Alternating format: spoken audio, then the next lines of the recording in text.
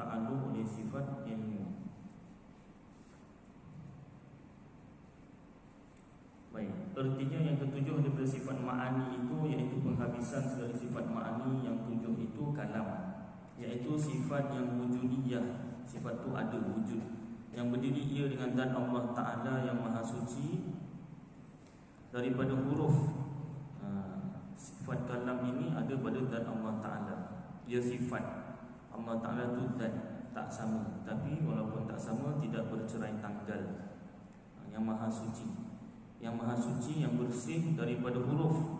Kata-kata Allah tak ada huruf, dan suara tak ada suara, gelombang tak ada. Maha suci daripada terdahulu dan terkemudian. Ada mula, ada akhir, tak ada. Jam kuliah ada mula, kadang cepat, kadang lambat. Biasa cepat, dah 2 kali lambat. Lepas naik kereta, ada orang dah hadiah kereta bateri kurang, dah banyak kali cas dah. Naik 3 kali full. Saya cas start enjin tu setiap hari lah, biar dicas sekali kan. Dan full tu ada satu hari terlupa, jadi hari ke seterusnya tu start lah, tak bunyi. Nak kena cuci baru agaknya, ataupun chargernya ke, tak tahulah. Baik, jadi kata-kata makhluk ada mula, ada akhir. Kata-kata Allah tak ada mula, tak ada akhir. Dan lahan, ada lahan ni macam slang lah, macam kita kan, bahasa Melayu je banyak selangah dia. Kalau bahasa kat universiti panggil selangah, kita panggil slang bahasa Inggeris. Itulah orang Jawa sekarang banyak pandai cakap Inggeris kan. Bahasa Melayu asal selangah, dia bukan selangah, slang. Kan, logat. Ada logat Melayu, logat Johor, logat Kelantan, Perak, Kedah, Perlis, Pulau Pinang, macam-macam. Setiap negeri macam lain-lain kan. Kalau Pahang dia ke arah Terengganu Kelantan sikit kan. Baik, jadi kata-kata Allah tak ada logat-logat, tak ada. Dan sahih, sahih tu jenis-jenis bahasa lah. Dalam bahasa tu ada bab sahih kalau bahasa Arab. Dan i'rab ni dia punya macam tata bahasa. Asalnya nahwu saraf tu, jadi i'rabnya tu. Kata-kata Allah tak ada tata bahasa, tak ada. Tak ada gramatis, tak gramatis, tak ada. Yang ini berubah dan berillat. Illat ni berkerana, ada sebab. Yang ini ditukar dan hazaf, ditukar dan dibuang. Kata-kata Allah tak ada, ditukar, dibuang. Contoh bahasa Melayu, air ini diminum oleh Ustaz Aidil, boleh. Air ini diminum Ustaz Aidil pun boleh. Boleh tu boleh pakai pun boleh dibuang, gramatis. Itu bahasa Melayu SPM. Tuan Ustaz tahu, saya ambil ijazah sejarah muda pengajian sastra, pengajian bahasa Melayu. Habis kenapa tak ngajar bahasa Melayu je? Pasal ambil tauliah hajatan agama kan, daripada darjah khas Surah Agama Johor, ambil tauliah, ajarlah. Takkan datang masjid ngajar bahasa Melayu pula kan. Baik, kenapa Ustaz tak sambung ijazah bidang agama je? Panjang ceritanya, tapi dipendekkan cerita.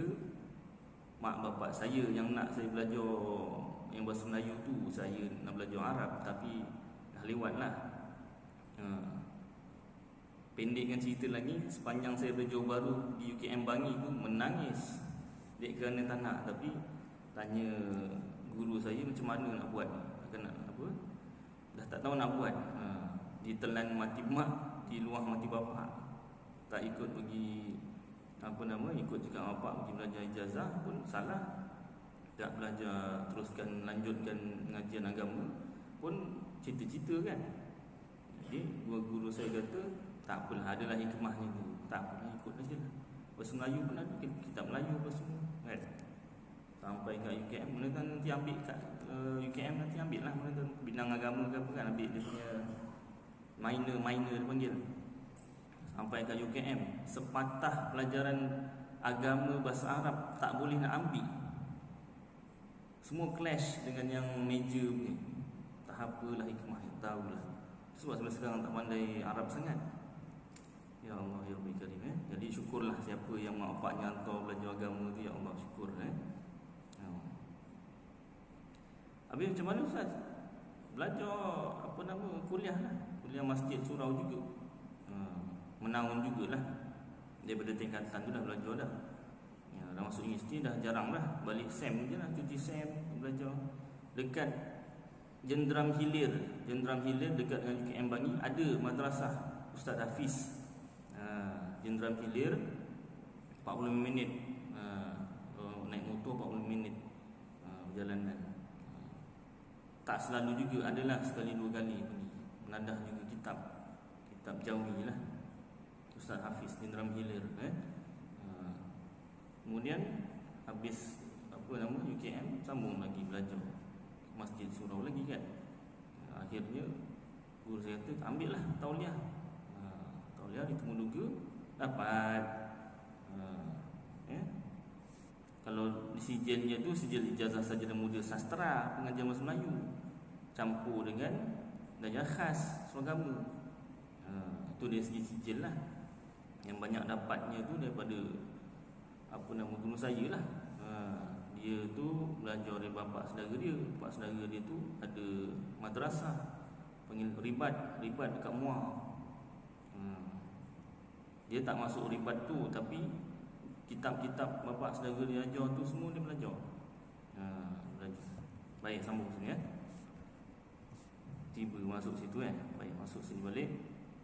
Jadi tata bahasa Allah Ta'ala, kata-kata Allah tak ada tata bahasa. Ini berubah dan mu'ilat, ditukar dan hazaf, dibuang, tak ada. Dan lain daripada demikian itu, dan macam-macam lagi lah tentang bahasa makhluk ni, tak ada. Kata-kata Allah tak ada macam tu.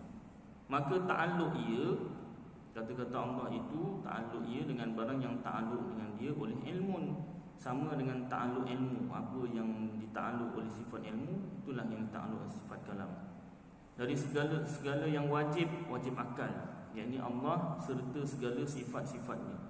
Dan yang jaiz ni harus akal, yakni segala makhluk. Dan segala yang mustahil akal, yakni syarik, sekutu bagi Allah. Ketiga-tiga wajib, mustahil dan harus akal, tiga-tiganya dita'alluq oleh sifat kalam. Allah Ta'ala berkata-kata tentang wajib akal, iaitu tentang dirinya dan segala sifat-sifatnya. Allah Ta'ala berkata-kata tentang harus akal, yakni segala makhluk. Dan Allah Ta'ala berkata-kata tentang mustahil akal, yakni syarik, sekutu bagi Allah. Tetapi ta'alluq ia akan sebagai ta'alluq dilalah, artinya menunjukkan. Tiada ta'alluq inkishaf, bukan ta'alluq menyingkap. Dan yakni kalam itu sifat yang satu, tetapi berbagai-bagai ia dengan iktibar segala ta'alluqnya. Kerana bahawasanya jika ta'alluq ia dengan amrun, nescaya adalah ia suruh namanya. Dan jika ta'alluq ia dengan nahyun, nescaya dinamai dia akan tegah. Dan jika ta'alluq ia dengan wa'dun, nescaya dinama ia akan dia janji kebaikan. Dan demikianlah dikiaskan dia dan sekalian ta'alluq ini tanjizi qadim. Maknanya kata-kata Allah itu ada ketiga amrun. Ada berbentuk amrun, suruhan. Ada berbentuk nahyun. Orang Pakistan kan ambil bahasa Arab juga. Dia banyak perkataan Arab juga tu kan. Nahi tu kan. Kalau tengok Hindustan, nahi Sabtu TV3. Daripada dulu saya kecil sampai sekarang TV3 memang istiqomah hari Sabtu pukul 2 lepas berita. Memang ada. Hindustan tu kan. Nehi tu kan. Nehi bahasa Arab, nahyun. Nahi, tegah, jangan, larang. Dan kata-kata Allah ada juga berbentuk wa'dun, iaitu janji baik. Baik, sekalian ta'alluq ni, amrun, nahyun, wa'dun tu tanjiziyun qadimun, tunai yang sejak tiada mula. Bila Allah Ta'ala berkata-kata sejak tiada mula, sejak makhluk belum ada, melainkan suruh dan tegah, kecuali suruh dan tegah. Daripada Asy'ariyah, maka bagi keduanya itu ta'alluq suluhiyun qadimun. Boleh Allah Ta'ala berkata-kata sejak dahulu, sejak makhluk belum ada. Keduanya dahulu daripada wujud segala mukallaf. Suruh dan tegah tu, suruhan dan tegahan tu pada makhluk, terutamanya jin dan manusia. Jin dan manusia belum ada, Allah Ta'ala boleh berkata-kata tentang suruh dan tegah, kata Asy'ariyah. Dan tanjiziyun hadithun, keduanya kemudian daripada wujud mereka itu. Bila Allah Ta'ala jadikan makhluk, maka tunailah kata-kata Allah suruh dan tegah itu. Kata Asy'ariyah, Imam Abu Hasan Al-Asy'ari. Dan seperti barang yang diitlakkan, diguna pakai, yang diitlakkan kalam itu, yang diguna pakai kalam itu atas sifat yang qadimah, yang tiada mula, yang berdiri dengan zat Allah Ta'ala. Diitlakkan dia atas beberapa lafaz yang kita baca akan dia, diguna pakai dia atas beberapa lafaz yang kita baca akan dia. Dan setengah daripadanya kata Siti Aisyah radhiyallahu anha, isteri Rasulullah sallallahu alaihi wasallam, namanya Aisyah. Ain alif di atas a, hamzah di bawah i, shin di atas sya, ta beristilah di depan tun, Aisyatun. Orang Melayu sebut Aisyah, Aisyah. Lagu pun Aisyah, kan? Salah Ustaz, dia sebutannya tu Aisyah. Alah sikit Ustaz, sikit pun yang betul kena tahulah. Habis salah ke? Nak kata salah, tak tahulah, lain daripada yang sebenar. Cakap salah kan macam marah kan. Lain daripada yang asal sebenar. Aisyatun, Aisyah. Orang Melayu susah lah sebut Ustaz. Mentang-mentang susah ditukar je kan. Baik, sekurang-kurangnya tahulah nama sebenar. Kalau nama orang lain, nama anak awak ke, nama isteri awak ke Aisyah, suka hati orang nak panggil Aisyah, tak apalah. Tapi isteri Rasulullah Aisyah. Habis kalau orang buat lagu, kan tak sedap Ustaz, susah nak dilagukan. Lagu dia tak kira betul tak betul. Minta maaf cakap. Dia kira sedap kan. Cuba nak di Aisyah, wah macam payah juga tu. Aisyah susah. Syahnya je yang boleh. Aisyah tu macam susah kan. Baik, sambung. Dan setengah daripadanya kata Siti Aisyah. Asal nama Aisyah pun tak ada Siti. Mana bahasa Arab ada Siti? Habis sebut Siti Aisyah, Siti Khadijah, Siti Fatimah, mana datang Siti? Saya pun baru tahu lah, kemudian belajar baru tahu. Dulu saya cakap Siti ni singkatan Sayyidatina, Sayyidatina, ataupun Siti juga dalam bahasa Melayu ni kira orang baik-baik. Nak sebut Sayyidatina panjang, jadi Siti. Itu satu pendapat lah. Satu lagi pendapat, Siti tu nama orang baik-baik, perempuan yang baik-baik. Siti. Asal bahasa Arab ada Siti.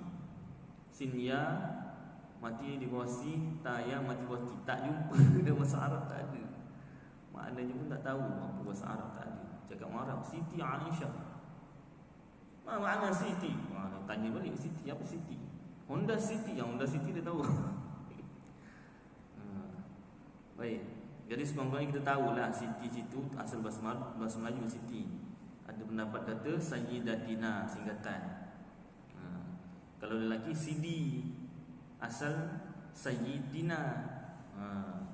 Nak sebut Sayyidina tu panjang. Kalau sebut pun Sayyidina, dimatikan tu kan. Padahal sabdu, sin ya nanti sabdu di atas sai, ya di bawah i, dan di bawah di, nun alif di atas na, Sayyidina. Atau Melayu Sayyidina, Sayyidina. Apalah sikit-sikit apa tentang asal usul perkataannya, asal bahasa Arabnya. Semuanya kita tahulah. Nabi Muhammad Sayyidina Muhammad, Sayyidina Muhammad. Salawat Allahumma salli ala Sayyidina Muhammad. Muhammad wa ala ali sayyidina Muhammad. Tahiyat akhir. Allahumma salli ala sayyidina Muhammad. Kalau nak tambah asal Rasulullah ajar Allahumma salli ala Muhammad. Yang asalnya. Baik, jadi itu sunat je lah. Kalau salah pun taklah batal sembahyang. Pasal apa? Dia sunat. Dan yang bagusnya, yang afdalnya ikut macam mana Rasulullah sebut, Allahumma salli ala Muhammad wa ala ali Muhammad hingga akhir, tahiyat akhir. Baik. Sambung Kata Siti Aisyah radhiyallahu anha, artinya lebih kurang bermula barang yang antara dua kulit mushaf ini kalam Allah. Siti Aisyah ambil Al-Quran, lalu disebut antara dua kulit mushaf ini, dua kulit kitab ini kalam Allah, kata-kata Allah. Artinya makhluk bagi Allah, tiada ia daripada karangan makhluk. Kertas ni, kitab ni, Quran ni makhluk bagi Allah. Kertas, dia tu kertas, tulisan.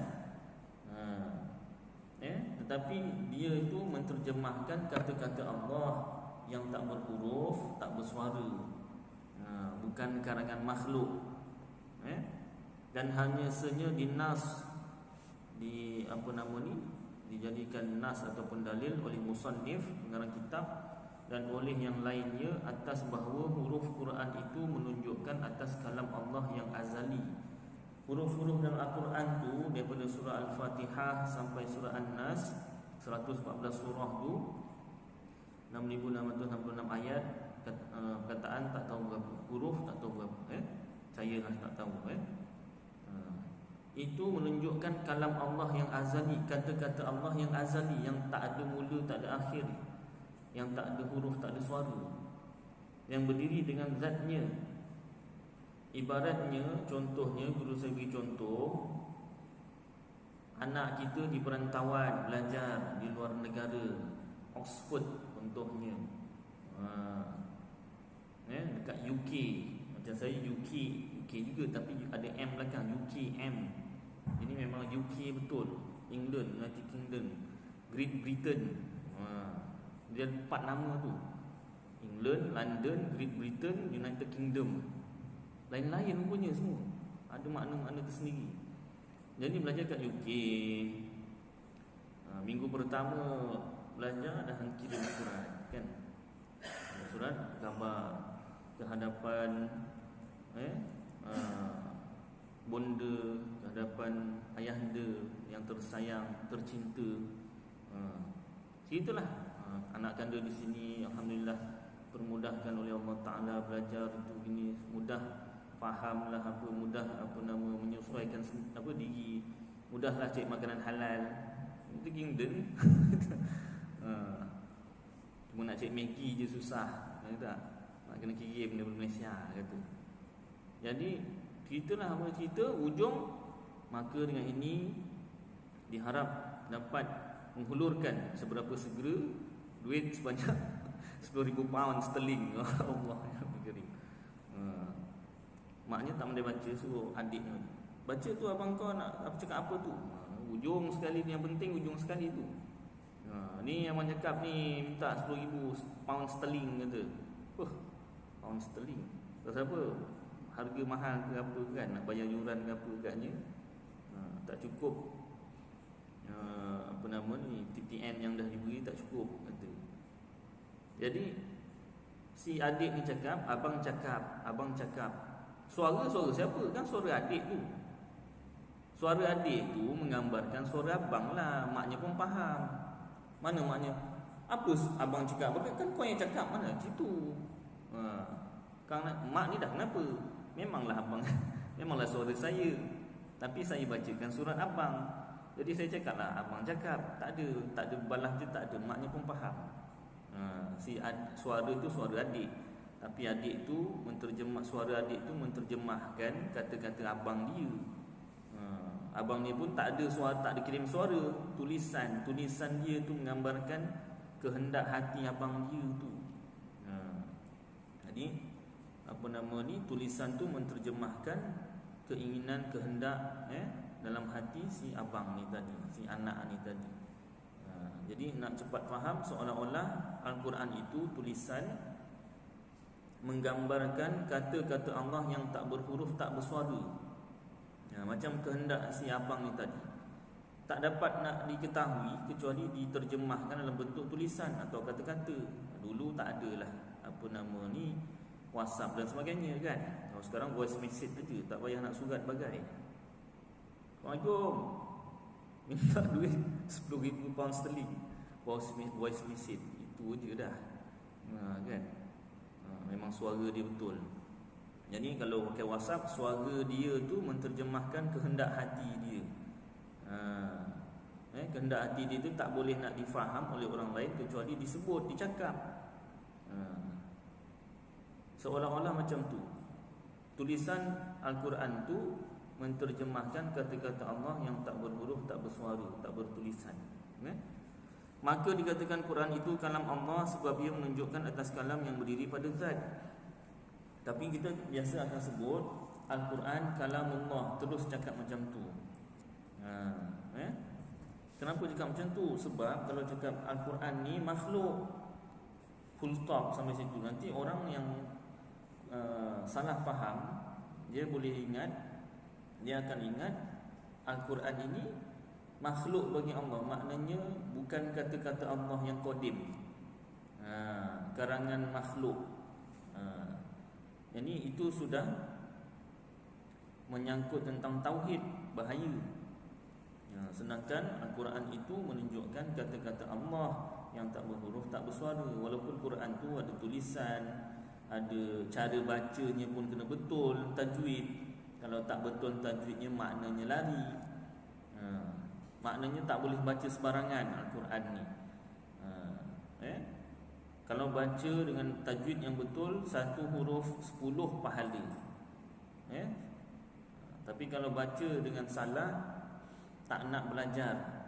Kalau nak belajar tapi salah, dimaafkan. Kemudian diperbaikilah. Masa belajar tu salah, dimaafkan. Pahalanya dua, satu belajar, satu pahala belajar lah, dapat pahala belajar. Tapi kalau tak nak belajar, main hentam aja, bacanya salah dan tak nak belajar, berdosa, dikutuk oleh Al-Quran sendiri. Baik, yang macam tu pun ada huruf suara tu pun, ada peraturannya. Itu menunjukkan kata-kata Allah pada azali, pada zat Allah. Jadi tak boleh kita katakan Al-Quran tu makhluk, nanti orang salah faham ataupun boleh tersalah akidah orang. Dan muafakatlah ahli salaf. Ahli salaf ini para sahabat akan haram mengatakan Quran itu makhluk.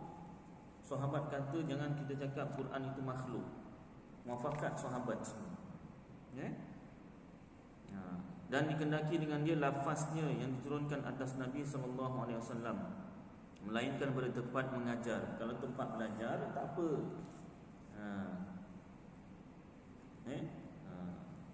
Jadi bila kita belajar, ini kertas ni makhluk, tulis ini dalamnya tulisan ni makhluk, ada bunyi, ada tajwidnya, itu semua makhluk. Tetapi dia menterjemahkan kata-kata Allah yang tak berhuruf, tak bersuara. Kita tak boleh faham kata-kata Allah yang tak berhuruf, tak bersuara, melainkan dituliskan, diterjemahkan dalam bentuk tulisan. Baru boleh, itu pun boleh baca, bukan boleh faham. Nak faham, nak kena belajar bahasa Arab dan belajar tafsir Al-Quran, barulah faham makna sebenar kata-kata Allah yang tak berhuruf, tak bersuara tu. Nabi Musa, dia berkata-kata dengan Allah Ta'ala, itu maknanya bukan berdialog. Kaifa haluka ya Allah, ana bi khair ya Musa. Kaifa haluka, kau apa khabar? Bukan begitu. Nabi Musa, ia cakaplah bahasa dia, bukan bahasa Arab. Nabi Musa cakap bahasa Kipti, kalau tak silap. Allah Ta'ala berkata-kata, tak ada bahasa, tak huruf, tak ada suara. Macam mana Allah Ta'ala berkata-kata Nabi Musa boleh faham? Tak tulis. Nabi Musa berkata-kata dengan Allah Ta'ala, tak ditulis macam Al-Quran. Macam mana Nabi Musa boleh faham? iaitu tak ditulis bahasa Kipti. Wahyu apa kitab tu adalah. Tapi Allah Ta'ala berkata-kata dengan Nabi Musa secara direct, secara langsung. Nabi Musa faham, iaitu Allah Ta'ala singkap hijab, Allah Ta'ala bukakan halangan hijab. Lalu Allah Ta'ala fahamkan hati Nabi Musa akan kata-kata Allah yang tak berhuruf, tak bersuara, tak ada mula, tak ada akhir. Baik, sambung. Dan telah muafakat ahli salaf akan haram mengatakan Quran itu makhluk, dan dikendaki dengan dia lafaznya yang diturunkan atas Nabi SAW, melainkan pada tempat mengajar, supaya jangan memberi waham. Waham ni samar-samar, keliru, confuse akan baharu sifat yang berdiri dengan zat Allah itu. Maka jadi fasik, berdosa orang yang berkata dengan makhluk Quran itu. Tiada jadi kafir, tak jadi kafir, tapi berdosa. Dan yang jadi kafir itu orang yang berkata dengan makhluk kalam Allah yang berdiri dengan zatnya. Kalau satu orang berkata Quran itu makhluk, itu berdosa, dengan niat yang dikata makhluk tu tulisan dan kertas tu. Tapi kalau dia kata kata-kata Allah yang pada zat Allah itu makhluk, nescaya dia jadi murtad, kafir. Nauzubillah min dzalik. Maka misalnya itu, contohnya itu, yakni misal yang hendak memudahkan faham, padahal Allah Ta'ala Maha Suci seperti itu. Misal seperti engkau sebut, ni contoh, dia nak beri contoh, tapi Allah Ta'ala tak serupa dengan contoh ni. Ini untuk mudah faham. Misal seperti engkau sebut akan seorang lelaki dengan lidah engkau, maka sebutnya seorang lelaki itu, yakni lafaz yang kau menyebutkan lelaki itu masuk pada lidahmu, dan zat lelaki yang kena sebut itu tiada masuk pada lidahmu. Maka inilah makna kata yang dibaca kalam Allah pada lidah. Kita pun cakap contoh Ustaz Aidil kata malam ni kuliah lambat sikit, contohlah. Dia tak, Ustaz Aidil tak cakap pun, tak sempat naik motor, macam mana nak cakap. Contoh Ustaz Aidil kata kuliah lambat sikit. Suara tu suara siapa? Kan suara orang lain, tapi menggambarkan kata-kata Ustaz Aidil lah, macam tu. Macam tadilah contohnya. Maka inilah makna kata yang dibaca kalam Allah pada lidah. Jadi bila kita baca a'udzubillahi minasyaitonirrajim, bismillahirrahmanirrahim, alhamdulillahi rabbil alamin, itu kata-kata kita tu yang bunyi, ada gelombang bunyi suara tu menggambarkan kata-kata Allah yang tak berhuruf, tak bersuara. Kalau tadi tulisan menterjemahkan kata-kata Allah yang tak berhuruf, tak bersuara. Bila kita baca, suara kita tu menterjemahkan kata-kata Allah yang tak berhuruf, tak bersuara, tak ada mula, tak ada akhir.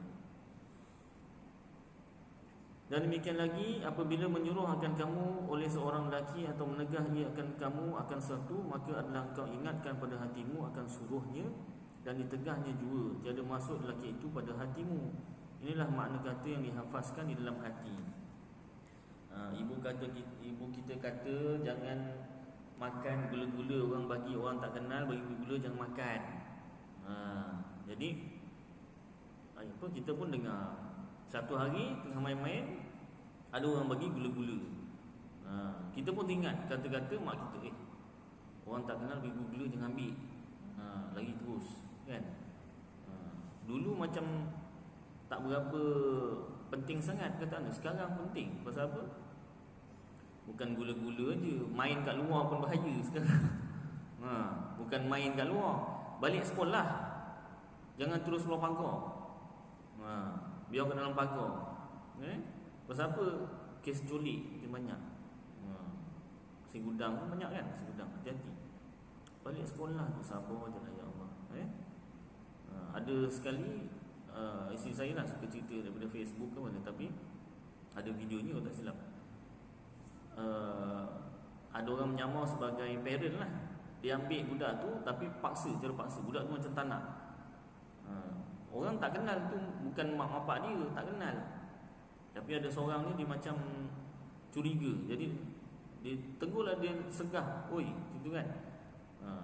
Terlepas budak tu lari. Makna sampai tahap menyamar jadi parent budak. Hati-hati lah. Jagalah anak-anak, cucu, pesan baik-baik ya. Kalau dah hilang bukan senang. Kalau dah hilang bukan senang ya. Dia hilang tu kalau macam dulu di potong jari sikit supaya minta sedekah, itu ada lagi orangnya. Sekarang dia ambil barang dalam, jual. Pasal apa? Budak punya barang dalam bersih, tak ada penyakit. Orang tua punya barang dalam dah hitam apa semua kan, seukuk apa, dah makan macam-macam itu ini, kolesterol banyak. Tak ada harga. Budak punya barang dalam mahal. Hati-hati. Ya Allah ya Rabbi Karim. Seram kadang. Baik, jadi teringat dalam hati. Itu menunjukkan kata-kata ibu kita, mak kita kan. Jadi ni seolah-olah bila kita ingat dalam hati, kita hafaz, itu kata-kata Allah yang kita hafaz. Kata-kata yang kita hafaz tu menunjukkan kata-kata Allah yang tak berhuruf, tak usah. Kita hafal tu ada huruf, terbayang huruf suaranya tu, terbayang bunyinya apa semua kan. Kata-kata Allah itu menterjemahkan kata-kata Allah yang tak berhuruf, tak bersuara, tak ada mula, tak ada akhir. Dan demikian lagi, engkau suratkan, tuliskan nama lelaki dalam suratmu, maka masuk nama lelaki itu di dalam kitabmu, buku. Tiada masuk zat lelaki itu pada suratmu. Tulis nama orang, Ustaz Aidil. Bukanlah Ustaz Aidil itu masuk dalam buku kita tu, tidak. Cuma nama saja. Inilah makna yang termaktub, yang maktub ditulis pada masahif, pada mushaf. Maka jangan, mushaf tu kitab, maka jangan kau sangka yang kau baca dan yang kau hafaz dan yang kau surat itu, tulis itu, iaitu kalam Allah, dan hanya saja ia yang menunjukkan kalam Allah yang qadim juga. Yang kita tulis, yang kita hafaz, yang kita baca tu, itu tulisan yang menterjemahkan kata-kata Allah pada zat Allah. Dan kalam Allah yang qadim itu tiada bercerai dengan zatnya yang qadim. Kata-kata Allah itu tak bercerai dengan zat Allah Ta'ala, tak bercerai tanggal, tak terpisah. Lagi tiada berhuruf, tak ada huruf. Dan tiada bersuara, tak ada suara. Seperti yang telah lalu sebutnya, diulang lagi. Sebelum ni dah sebut, diulang lagi. Dan tiada masuk kalam Allah itu di dalam sekalian kitab daripada Quran dan Taurat dan Injil dan Zabur, maka tiada bercerai selama-lama dengan zatnya. Kalam Allah yang sebenar pada zat Allah tu tak masuk dalam kitab. Dia tak masuk dalam kitab. Macam nama tadi, Ustaz Aidil, badan Ustaz Aidil tu tak masuk dalam buku yang tulis nama Ustaz Aidil tu, tak. Kata-kata Allah tak masuk dalam Quran, Taurat, Injil dan Zabur, tidak. Dia tak bercerai tanggal daripada zat Allah. Tetapi kaul yang tahqiq, yang benar, bahawa Quran dan umpamanya seperti Taurat menunjuk ia atas barang yang menunjuk atasnya oleh sifat yang qadimah. Umpamanya apabila engkau dengarkan firman Allah Ta'ala, A'udzu billahi minasyaitonir rajim, Bismillahirrahmanirrahim, wala taqrabuz zina. Artinya lebih kurang, jangan kamu hampir akan zina. Surah Al-Isra ayat 32. Maka engkau faham daripadanya akan tegah larangan daripada hampir zina. Jangan hampir zina, hampir pun jangan, apatah lagi buat. Dan jika dihilangkan daripada engkau akan hijab, halangan, nescaya engkau faham daripada sifat yang qadim itu akan ini makna. Kalau disingkap hijab lah, kita faham kata-kata Allah wala taqrabuz zina tu, kita faham dalam hati. Walaupun tak ada huruf, tak ada suara, tak ada mula, tak ada akhir. Kalau disingkap hijab, fahamlah kita. Macam itulah yang berlaku pada Nabi Musa AS dan Nabi Muhammad SAW.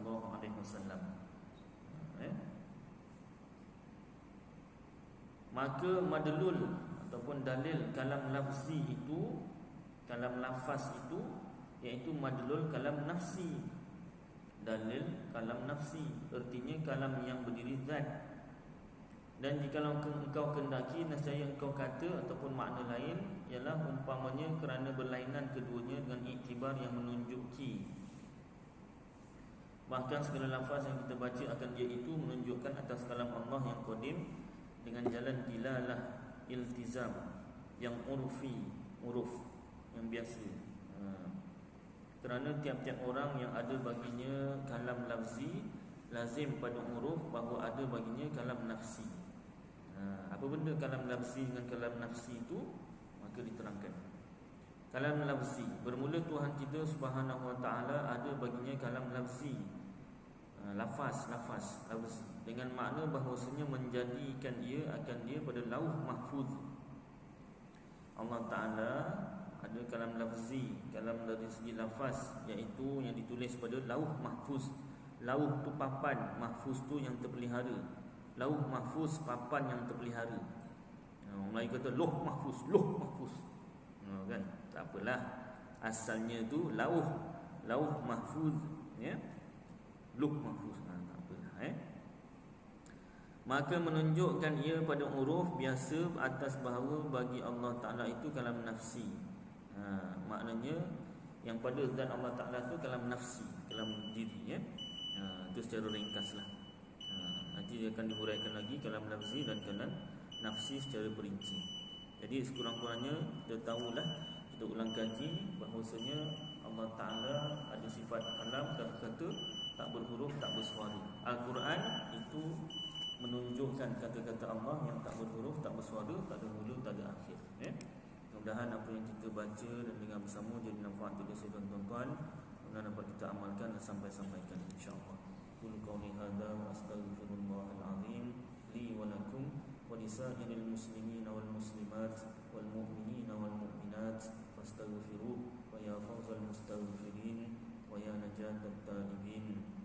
Sallallahu tabaraka wa ta'ala ala khairi khalqi sayyidina maulana Muhammad wa ala alihi wa sahbihi wa baraka wa sallam. Subhana rabbika rabbil izzati amma yasifun wa salamun ala al-mursalin walhamdulillahi rabbil alamin. Taqabbalallahu minkum.